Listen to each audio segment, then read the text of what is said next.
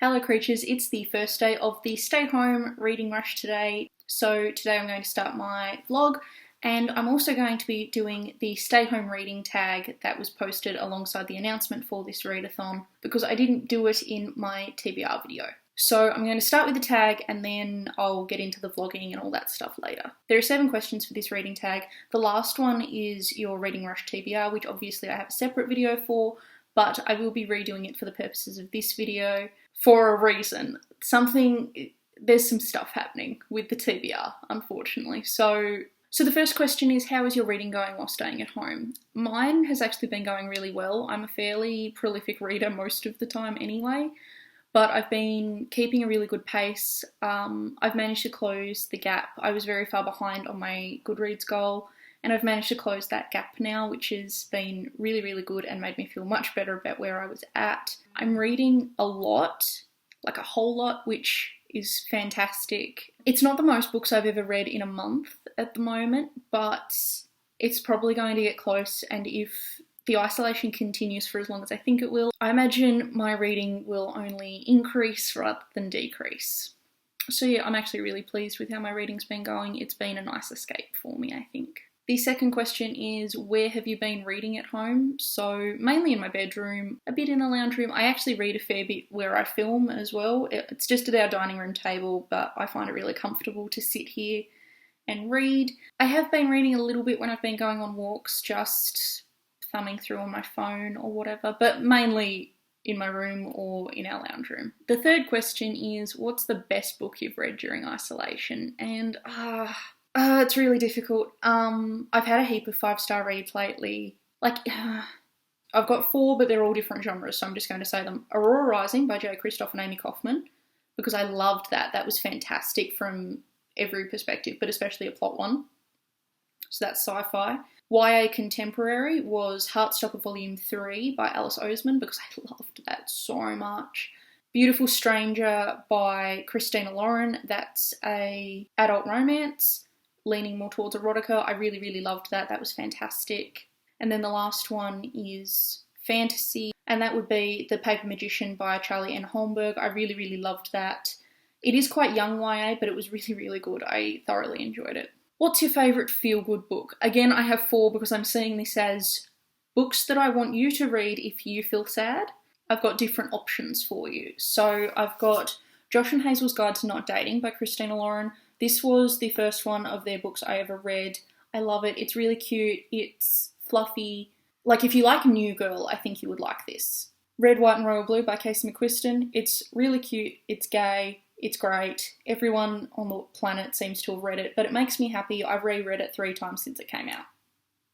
Heartstopper by Alice Oseman. This is Volume 1. I've already talked about Heartstopper. I love it. It's cute. It's young adult. It's fantastic. And this volume in particular makes me really, really happy because it's the beginning. It's all the cute stuff is really getting rolling, and I love it. And then the last one. This is, if you prefer a little bit of fantasy, a little bit of historical fiction, and if you like a comedy of manners style writing, I would also recommend Soulless by Gail Carriger, first book in the Parasol Protectorate series. What's a book you wish you could buy or borrow from the library? Okay, so my answer for this one is The Golden Yarn by Cornelia Funke, and I'm going to explain why when I talk about my TBR for this month. Who is an author you want to shout out during this time? I'm going to go with Ben Aaronovitch, who writes the Rivers of London series. This is the 5th or 6th, I think it might be the 6th book, in the Rivers of London series. It's really good. It's, like, the series is fantastic. It's got good magic. It's got good world building. It also leans a little bit into the science, fantasy type area. It's police procedural. They're great. But also, as an author, Ben Aaronovitch is quite good on Twitter. He involves his Twitter community in his writing process. He asks questions when he's trying to work on something. He asks for advice. He posts his word counts sometimes, which I really enjoy. But also, he is involved with a literary writing grant that is exclusively offered to writers of colour to support them in their careers, which I think is absolutely fantastic. I just think he's a fantastic author. I love his stories. I love his philanthropic work. So, yeah, Ben Aaronovitch, check him out. Rivers of London is great. I just love it. It is adult fantasy in case you prefer YA, but I would still really recommend it if you like fantasy, science fantasy, police procedurals, or just adult contemporary, I suppose. It's a bit of a combination of all of it. And if you're a big fan of architecture or geography, this is definitely the series for you. There's a lot of focus on both those things. And the second book in the series is also very heavily into jazz, if you like jazz music like I do. Okay, and the last one is, what is your reading rush TBR? So, I'll link my video to my original TBR, but for now, here are the books I'll be reading. So, the first one is for the prompt, read a book with a house on the cover. I'm reading Fire and Hemlock by Diana Wynne Jones. The second is read a book in the same room the whole time. I'm going to be reading Dark Dawn by Jay Kristoff. Read a book somewhere you wish you could go. Now, this is where my problem with the Golden Yarn comes in. I'd originally selected that for this prompt. I was going to buy it on Kindle, the same way I bought the second book. It's unavailable on Kindle in Australia, and so I don't have access to it right now. So instead, I'm going to be reading The Hanging Tree, which is the Rivers of London book that I'm up to. It's obviously set in London, which is somewhere that I've always wanted to go but never been able to, so it's slightly less of a fantastical setting, but still very much somewhere that I definitely want to go one day. And then the final book is read a book that will make you smile. This is Soulbinder by Sebastian de Castell. It's the fourth book in the Spellslinger series. So I'm going to be getting into my reading now. I'm thinking I'm going to be starting the readathon with The Hanging Tree. I don't know. I just feel like reading it the most. And yeah.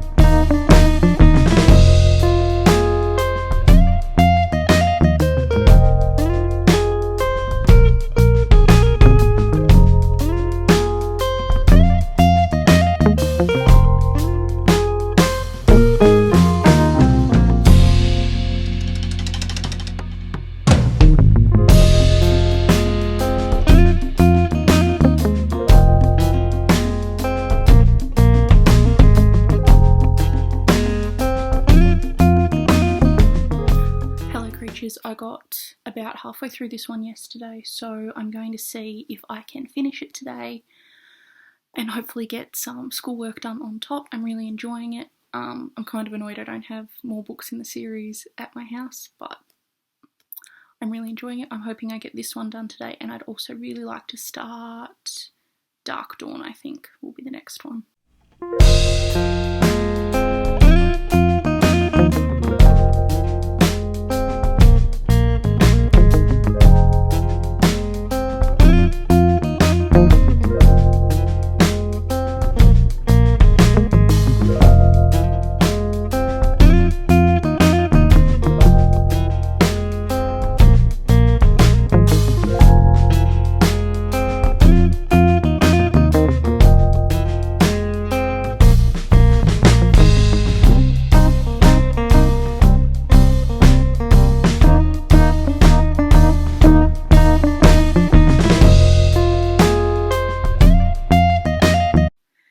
Book one of the readathon is finished. 5 out of 5. I love this series, it's so good. So I'm very happy I've managed to finish this one. I'm going to do some schoolwork and some writing and maybe play a little bit of Pokemon Mystery Dungeon on my Switch, and then I will get on to my next read. Hello creatures. Okay, so the stay home reading rush did not go well. I did end up finishing The Hanging Tree, which I loved, 5 out of 5, as are all the Ben Aronoviches that I've come across, but this was the only book I finished of the 4 that I had planned. I did get a bit of the way through Soulbinder by Sebastian de Castell.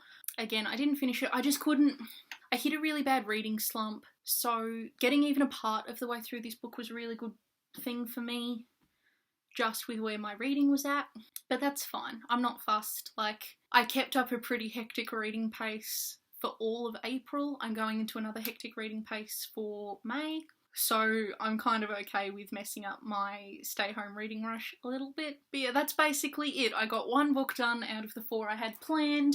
Let me know how you did in the reading rush. Did you finish all your books? Did you not? Are you experiencing reading burnout a little bit? Are you just a bit flat with everything that's happening in the world at the moment? Because that's kind of what happened with me. I'm going to leave this here because I don't really have much to say. I have 1 book, I loved it, it was great. So I hope you enjoyed this tiny little vlog. I'm definitely going to be talking more about how I maintain my reading pace and what I do when I hit slumps, but for now I'm going to say all my social media links are down in the description box below. Subscribe if you want to, like it if you did, and I will see you soon in my next video.